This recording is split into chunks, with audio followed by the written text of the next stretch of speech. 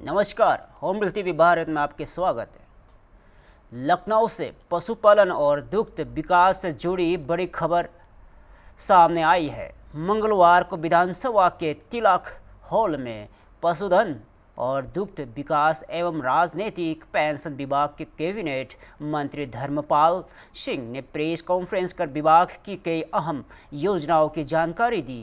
Cabinet मंत्री ने बताया कि आप पीवी यानी निजी पशु चिकित्सा मौत के तहत वेटनरी और पैरा वेटनरी सेवाओं को निजी क्षेत्र में मान्यता दी गई है। इससे पशु चिकित्सकों की देखरेख में छोटे उपचार और कृत्रिम गर्भधारण जैसी सेवाएं ग्रामीण स्तर पर आसानी से उपलब्ध होगी। धर्मपाल सिंह ने कहा कि अध्ययन में सामने आया है कि उत्तर प्रदेश में किसान चारे के लिए जमीन नहीं छोड़ते, जिससे चारे की कमी होती है।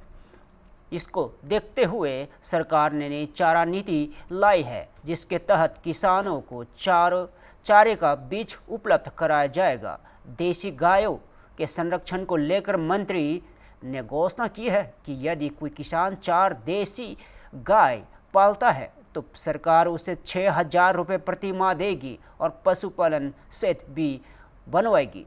उन्होंने बताया कि मुर्गी पालन, बकरी पालन, भेड़ पालन और सुअर पालन जैसे लघु पशुओं के लिए भी बेहतर योजनाएं चलाई जा रही है। मुख्यमंत्री योगी आदित्यनाथ के नेतृत्व में लघु पशुपालन का बजट वर्ष 2021-22 के 6 करोड़ रुपए से बढ़ाकर 22 करोड़ 50 लाख रुपए कर दिया गया है। दुग्ध उत्पादन बढ़ाने के लिए ब्रीडिंग मल्टीप्लिकेशन फार्म की व्यवस्था की जा रही है। बरेली में ब्राजील के सहयोग से AMU कार्यक्रम शुरू हो चुका है, जिससे दुग्ध उत्पादन में बड़ी वृद्धि की उम्मीद जताई गई है।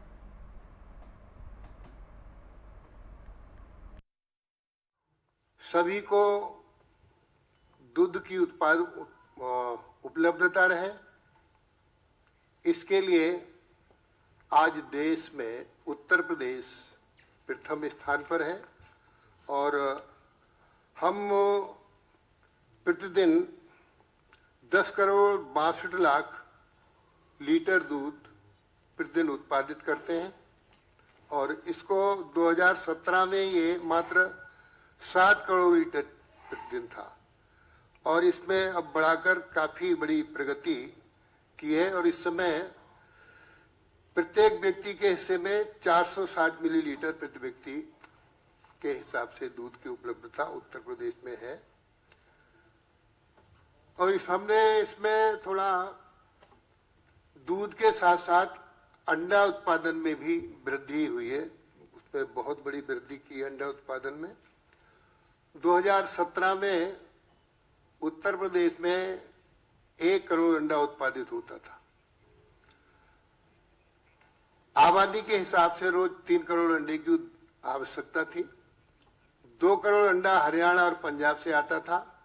आज हम उत्तर प्रदेश में उसकी बहुत बड़ी वृद्धि करते हुए 2.5 गुना वृद्धि की है और आज हम 4.1% हो गया है। तो इस तरीके से अंडा उत्पादन में भी हम बहुत बड़ी वृद्धि करके आगे बढ़ने का काम कर रहे हैं। उत्तम किस्म की गायें उत्तर प्रदेश में देसी नस्ल की गाय हो, जैसे साहिवाल गाय, गिरी गाय, हरियाणवी गाय, गंगा तीरी गाय, ये उत्तम किस्म की गाय। हम इनमें उत्तम किस्म की गाय में इसमें हम नस्ल सुधार का काम प्राथमिकता पे कर रहे हैं। ये जो गाय 1 लीटर दूध देती थी वो अब नस्ल सुधार के माध्यम से 10 और 12 लीटर दूध देगी। हम इन गायों का किसान को सीमन फ्री देने का काम कर रहे हैं और बछिया ही पैदा हो। ये पहले इसकी कीमत 1300 रुपए प्रति वायल है और योगी सरकार भारत सरकार ने इसे घटाकर 1000 रुपए की सब्सिडी किसान को दी है। अब इसमें हम 300 रुपए की जगह माननीय मुख्यमंत्री योगी आदित्यनाथ जी ने इसे 100 रुपए प्रति वायल कर दिया है। अब इसमें बछिया ही पैदा होगी सैक सीमन के द्वारा। ये भी उत्तर प्रदेश में हमारे पशुपालन विभाग की एक बड़ी उपलब्धता है। और इसमें जैसे किसान गाय छोड़ देता है दूध देने के बाद, देसी गाय इसलिए दूध देने में छोड़ देता है कि वो दूध कम देती है, 1 लीटर या 2 लीटर। वैसे देसी गाय का दूध अमृत है। यदि किसी परिवार को 1 लीटर देसी गाय का दूध मिल जाए तो मानो उसको अमृत मिल गया। तो हम देसी गाय किसान दूध देने के बाद ना छोड़े, इसके लिए नस्ल सुधार पर पूरा फोकस दे रहे हैं और कृत्रिम गर्भाधान के साथ साथ पूरी तरीके से नेचुरल ना कराकर कृत्रिम गर्भाधान हो, इस पर भी हमारा पूरा फोकस है।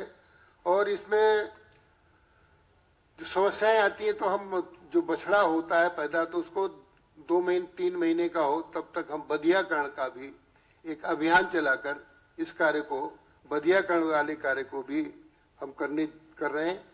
संक्रामक रोग जो फैल जाते हैं, जैसे LSD का रोग हुआ, गलाघोटू रोग हुआ, कभी कभी और भी भयंकर रोग आ जाते हैं, तो हमारे पास संक्रामक रोग नियंत्रण की पूरी व्यवस्था है। पशुपालक को हम दवाएं फ्री देने का भी हम काम कर रहे हैं। दवाओं की कोई कमी नहीं है। पशुपालन में दवाएं बड़ी महंगी हैं, लेकिन सरकार दवाओं को हम फ्री देने का काम भी कर रहे हैं। किसान को नंदिनी समृद्धि योजना के अंतर्गत 1 गाय पर 40,000 रुपए की सब्सिडी दे रहे हैं। 2 गायों पर 80,000 रुपए की सब्सिडी देने का काम हम कर रहे हैं। तो इस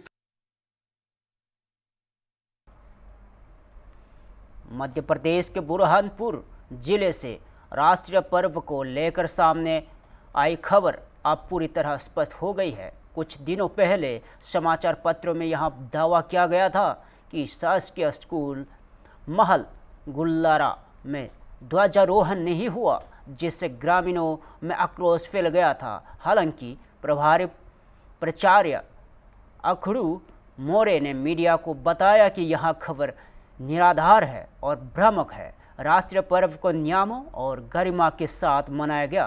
प्रचार के अनुसार कार्यक्रम 2 भागों में आयोजित किया गया।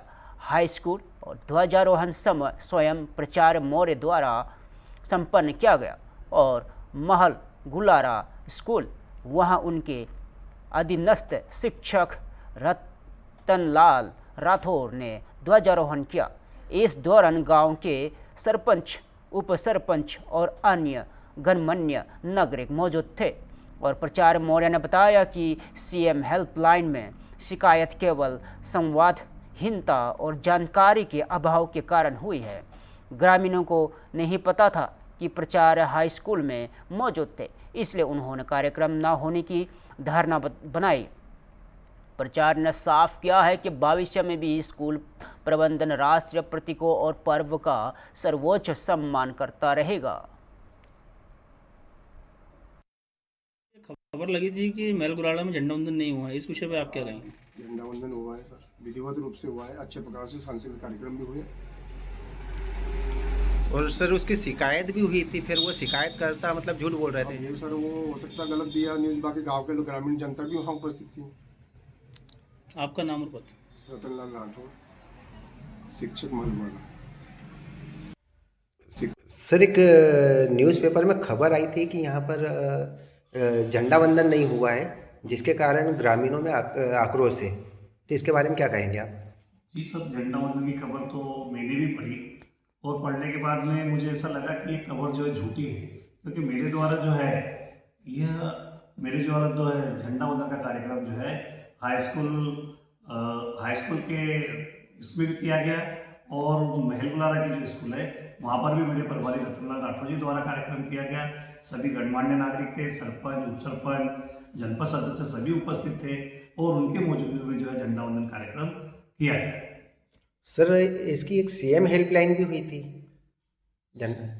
CM हेल्पलाइन जो हुई है सर, वो मुझे ऐसा लगता है कि शायद लोगों को ये पता नहीं है कि मौर्य सर हाई स्कूल के कार्यक्रम में, झंडा वंदन कार्यक्रम में उपस्थित थे और उन्हें ऐसा लग रहा था कि मौर्य सर यहाँ भी रहना चाहिए। इस कारण जानकारी के अभाव में उन्होंने जो है CM हेल्पलाइन करी है, जिस संबंध में मैंने उनसे बात की तो उनके द्वारा बताया गया कि हमें जानकारी का अभाव था और इसी कारण हमने ये शिकायत की है। आपका नाम और पद? मेरा नाम उखंडू मोरे, प्रभारी प्राचार्य, शासकीय एकीकृत शाला महलुलाना। मध्य प्रदेश के बटनावर से खेल और परंपरा से जुड़ी बड़ी खबर। नगदा बाबूजी में आयोजित महादंगल इस बार आस्था, परंपरा और खेल भावना का अद्भुत संगम बन गया है। सुबह से ही दंगल स्थल पर जैन सैलाब उमड़ पड़ा, जहां हजारों कुश्ती प्रेमी मुकाबलों का रोमांच देखने पहुंचे। देश प्रदेश से आए नामी पहलवानों ने अपने दम खम का शानदार प्रदर्शन किया और चारों ओर दर्शकों की भीड़, तालियों की गूंज और मिट्टी के आखड़े में उतरते पहलवानों ने महादंगल के यादगार बना दिया है। दूर दराज से आए पहलवानों ने कड़ी टक्कर दी और दर्शकों ने हर दव पेंच पर जोश और उत्साह बढ़ाया। महादंगल न केवल खेल का मंच रहा, बल्कि यहाँ हमारी परंपरा और संस्कृति को भी जीवंत करता नजर आया। नगद बाबूजी महादंगल ने एक बार फिर साबित कर दिया कि कुश्ती आज भी लोगों के दिलों में बसती है।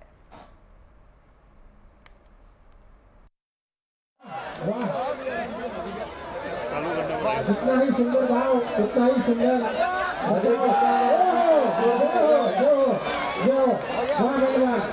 इसमें शोएब पहलवान मंसूरी देवास से जो आए हैं वह उनसे दोनों ही पहलवान बाबू जी से आशीर्वाद प्राप्त करें।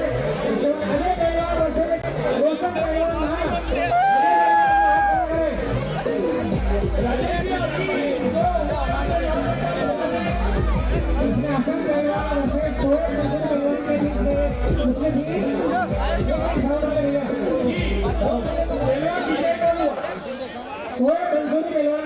इसमें विजय श्री प्राप्त हुई है। मैं महेश जी पाटिल से निवेदन करूंगा कि अगली कुश्ती छुड़ाने के लिए आ जाए अरेना में। अजय पहलवान वर्सेस रोशन पहलवान धार फर्स्ट कॉल। इसके बाद राजीव पहलवान वर्सेस हाजी पहलवान देवास। ये दोनों ही पहलवान तैयार होकर दंगल एरिया के पास में आ जाए। भैया ये पहलवान कैमरे के पीछे वाले बैठ जाए थोड़ा सा, इनको कार्यकर्ता अपने सभी आप ही लोग इनसे आग्रह कर सकते हैं सभी। अजय पहलवान वर्सेस रोशन पहलवान धार आए कि नहीं आए, सूचना दे दो पहलवान। ये राजीव पहलवान वर्सेस हाजी पहलवान देवास। ग्राम पंचायत वरिष्ठ सोहन जी आ जाए। रोशन पहलवान धार, रोशन पहलवान आए कि नहीं आए जी? खाने के 10 ठीक है, आप मेरे पास भेज दीजिए। चलिए अजय पहलवान हाथ खड़ा करें। रोशन पहलवान धार अपना हाथ खड़ा करें। महेश जी पटदार और सोहन जी हमारे वरिष्ठ पंच नागदा से, वो भी कुश्ती को छुड़ाने हमारे बीच एरिना में उपस्थित है। महेश जी पाटीदार, हमारे पत्रकार महोदय,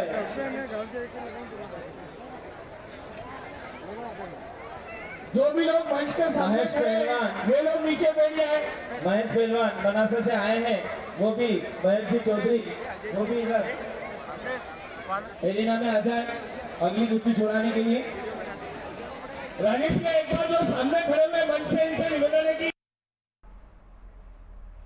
उत्तर प्रदेश इतवा से चुनावी चर्चा को लेकर बड़ी खबर सामने आई है। जिला समाजवादी पार्टी के जिलाधिकारी और जिला निर्वाचन अधिकारी को लिखित शिकायत दी है, जिसमें उन्होंने वोटर लिस्ट में छेड़छाड़ के आरोप लगाए हैं। सपा नेताओं का कहना है कि विशेष मतदाता पुनरीक्षण अभियान के बाद जारी ड्राफ्ट मतदाता सूची में कुछ बदलाव किए जा रहे हैं। उनका आरोप है कि फॉर्म 60 के जरिए बड़ी संख्या में मतदाताओं के नाम कटवाने की कोशिश कर रही है। शिकायत में यहां भी दावा किया गया है कि कुछ क्षेत्रों में राजनीतिक दबाव बनाकर बूथ लेवल अधिकारियों से फॉर्म जमा कराए जा रहे हैं और मतदाताओं की बिना जानकारी दिए उनके नाम हटाए जा रहे हैं। समाजवादी पार्टी ने पूरे मामले की निष्पक्ष जांच और दोषियों के खिलाफ कार्रवाई की मांग की है। साथ ही चुनाव आयोग से पारदर्शिता सुनिश्चित करने की अपील भी की गई है ताकि मतदाता सूची में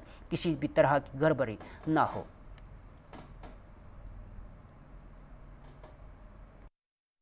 42 किलोमीटर दूर है जसवंत नगर के उद्योग केंद्र पे इटावा लगे हैं, तो वो केंद्रों को दूरी कम कर दी जाए, ऐसी सुविधा कर दी जाए। इंटरनेट सुविधा भी है ब्लॉकों पे, सारी सुविधाएं ब्लॉक पे हर व्यक्ति पहुंच के ग्रामीण आदमी जो है अपना बात रख सकता है और उसका मतदाता परेशान नहीं होगा। बुजुर्ग लोग हैं, चला जा नहीं रहा, बच्चे दिल्ली में नौकरी कर रहे हैं, माँ है, माँ कहाँ कहाँ भागेगी, या बहू है, बहुएं कहाँ कहाँ जाएंगी। इसलिए ये है कि जिला मुख्यालय पे हम लोगों ने बात रखी है और उदयवान जी बताएंगे। अपन दिया है, क्या समस्या रही? समस्या ये है, जब से दावा आपत्ति का 6 तारीख तक कार्यक्रम है, उसमें ड्राफ्ट रोल मतदाता सूची पे एक वर्ग विशेष अल्पसंख्यक समुदाय और पीडीए के लोगों के फार्म 7 भरने का कार्यक्रम चल रहा है। हजारों फॉर्म भरे जा चुके हैं, एक ही भाषा में है, अंग्रेजी भाषा शैली में है, दस्तखत फर्जी हैं लोगों के। जिनसे पूछा गया आपने ये एप्लीकेशन दी, उन्होंने कहा मैंने नहीं दी। ये कार्यक्रम चल रहा है। ये मेरे पास इतने फार्म हैं, ऐसे हम लोग फोटो कॉपी करा के लाए हैं, जो पूरे ज़िले में ये कार्यक्रम चल रहा है मतदाताओं को वोट कटवाने का। जबकि ये प्रावधान है, अगर फर्जी पाया गया, धारा 1950, 43, 31 का के अंतर्गत उन पर FIR और उन पर कार्रवाई होनी चाहिए। और ये वो लोग कर रहे हैं जो भारतीय जनता पार्टी के पदाधिकारी हैं, सत्ता पक्ष के पदाधिकारी हैं। इन पर कार्रवाई होनी चाहिए। ऐसा नहीं हो सकता कि सभी फार्म एक से। मैं एक आपको उदाहरण दूं कि इटवा स्पेलिंग गलत लिखी है तो गलत ही चल रही है पूरी। मतलब इस तरीके के अंग्रेजी के फार्म ऐसा प्रतीत होता है जैसे किसी कार्यालय पे बैठ के, एक जगह बैठ के ये फार्म तय किए जा रहे हों और अपने अपने BLO पे दबाव बना के जमा कराए जा रहे हैं। तो हमारी मांग है, हमारे राष्ट्रीय अध्यक्ष जी ने भी इस पर ट्वीट किया है, और नोटिस का जवाब देने के लिए 25 से लेके 40 किलोमीटर दूरी तय की गई है। 80-80 साल के, 90-90 साल के लोग कैसे जाएंगे, ये बड़ी समस्या है। तो हम लोगों ने ये मांग की है कि उनको बूथों पर ही सुनवाई हो। इसके अलावा जो इन पर कार्रवाई तत्काल हो, इससे ये रुक सके। और एक और है, प्रशासन पता नहीं क्या 1,37,500 तो थे ही नोटिस के देने के लिए, आज 1,27,000 और बढ़ा दिए नोटिस के लिए। मतलब कि माँ बाप का नाम और स्पेलिंग में अगर जरा सी है तो अब 2,55,000 यहाँ नोटिस हो गए। तो क्या सब वोट काट देगी क्या भारतीय जनता पार्टी की सारे पे? ये हमारा सबसे बड़ा प्रश्न है कि नोटिस जब 1,37,500 हो चुके थे, अब 1,27,000 और बढ़ गए उसमें। ये आज ही की खबर अभी बताई है उन्होंने, और वो तार्किक उस पर विसंगतियों को लेके कि नाम माँ बाप के सही से नहीं मिल रहे, स्पेलिंग नहीं मिल रही है। 2003 में जब वोट है कि उम्र का अंतर है, उम्र का बाप बेटे की अंतर अगर गलत लिख गया या कोई, तो उसके दोषी वो नहीं है, दोषी प्रशासन है। वोटर लिस्ट में गलत है तो उसको करें सुधार और ये नोटिस वापस लें। सिर्फ नोटिस बढ़ाने का मतलब है आम जनता को, मतदाता को परेशान करने की नीयत है भारतीय जनता पार्टी की, और पीडीए के वोटों के कटवाने की बड़ी साजिश है। संबंध में ज्ञापन दिया है SIR को लेकर। देखिए, SIR को लेकर हम लोगों ने आज ये जो ज्ञापन दिया है फॉर्म 7 से संबंधित, क्योंकि भारतीय जनता पार्टी के पदाधिकारी मंडल स्तर के पदाधिकारी बूथ, तो ये फॉर्म 6 झूठी कंप्लेंट, ये फॉर्म 7 झूठी कंप्लेंट BLO पर प्रेशर बना के BLO को दे रहे हैं और उनसे कह रहे हैं कि ये फॉर्म जिन फर्जी तरीके से सिग्नेचर करके और BLO को दे रहे हैं और परेशान कर रहे हैं कि ये इनका वोट कट गया है, ये यहाँ रहते नहीं हैं। और जबकि इटावाई का मेरे पास एक वीडियो है, जब उससे पूछा गया ये दस्तखत आपके हैं, तो उसने कहा मैं पढ़ाई लिखा नहीं हूँ, तुम हिंदी तो छोड़ो, मैं इंग्लिश तो छोड़ो, हिंदी के सिग्नेचर नहीं कर पाते। तो ये कहीं ना कहीं, ये देखिए इस तरह का एक फॉर्म है जिसको हिंदी में भरना चाहिए, ये है ऐसे इतने सारे, वो हिंदी में भरना चाहिए, वो इंग्लिश में भरा हुआ है। तो इस तरह से भारतीय जनता पार्टी के लोग परेशान कर रहे हैं हमारे मतदाताओं, जो पीडीए के मतदाता हैं, और सबसे ज़्यादा मुस्लिम बस्ती में इस तरह की भ्रम फैला रहे हैं, इस तरह की घटनाएं कर रहे हैं और जो पीडीए के मतदाता हैं उनको कटवाने का पूरा प्रयास कर रहे हैं। और हम जिलाधिकारी साहब ने मुलाकात आज की, हम उन्होंने लोगों ने क्या कहा? जिलाधिकारी से मुलाकात और पूरी ये जानकारी दी है कि इस तरह से आपके ज़िले में ये कार्रवाई हो रही है, इसको रोका जाए। और हमने ये भी कहा है कि ये जो धारा है, अगर जब जो व्यक्ति मना कर रहा है कि हमने नहीं, जो फर्जी तरीके से जो फॉर्म ये बांट रहा है और उसकी जांच कराई जाए। अधिनियम प्रतिनिधि अधिनियम 1950 का उसमें लिखा है 43 की धारा 31 के अधीन FIR दर्ज कराई जाए, इस फॉर्म में सीधा लिखा हुआ है। तो इस तरह से हम लोगों ने मांग की है, इसकी जांच कराई जाए और जांच कराई, जो दोषी पाया जाए उसके खिलाफ FIR हो और उसके खिलाफ कार्रवाई हो। जिलाधिकारी ने क्या कहा? तो जिलाधिकारी ने, प्रशासन आप समझ रहे हो, इस समय तो प्रशासन भारतीय जनता पार्टी के जो प्रशासन भारतीय जनता पार्टी में है, जैसा सरकार आदेश करेगी। आयोग तो भारतीय जनता पार्टी चला रही है, तो उसी तरीके से प्रशासन भी जितना वो कहेंगे उतना ही तो वो करेंगे। लेकिन अभी आश्वासन दिया है, कितना आश्वासन सही होता है कितना नहीं होता है, अगर इस तरह से कार्रवाई नहीं रुकी तो हम समाजवादी पार्टी के लोग यहीं बैठ के DM आवास के सामने धरना प्रदर्शन करेंगे। ठीक। लखनऊ से बड़ी सियासी खबर सामने आई है। KGMU लखनऊ के कैंपस में स्थित पुरानी मजरों को हटाने के लिए प्रशासन द्वारा जारी नोटिस ने राजधानी में सियासत गरमा दी है। उत्तर प्रदेश कांग्रेस के प्रदेश अध्यक्ष अजय राय ने इस्लाम धर्म के पवित्र त्यौहार शब-ए-बारात के दिन शाह मीना साहब की दरगाह पहुंचकर इस मुद्दे पर कड़ा विरोध जताया।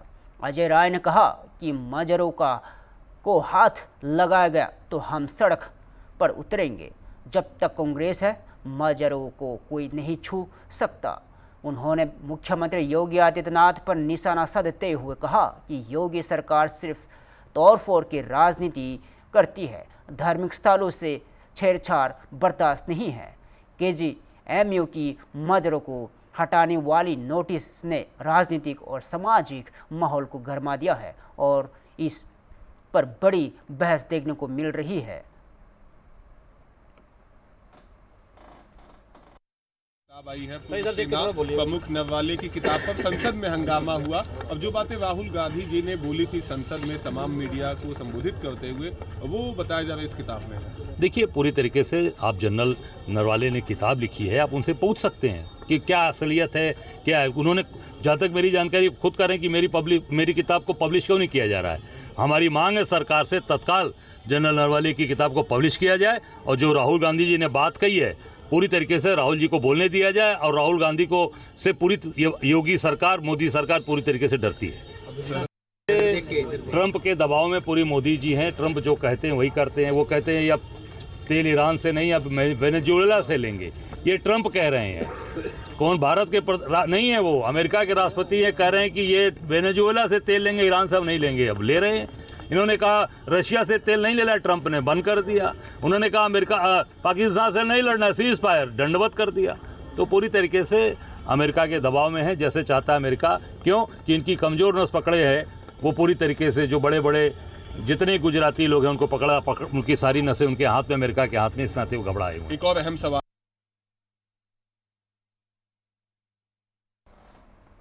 फिलहाल के लिए इतना ही। ताज़ा खबर देखते रहिए होमबिल TV भारत।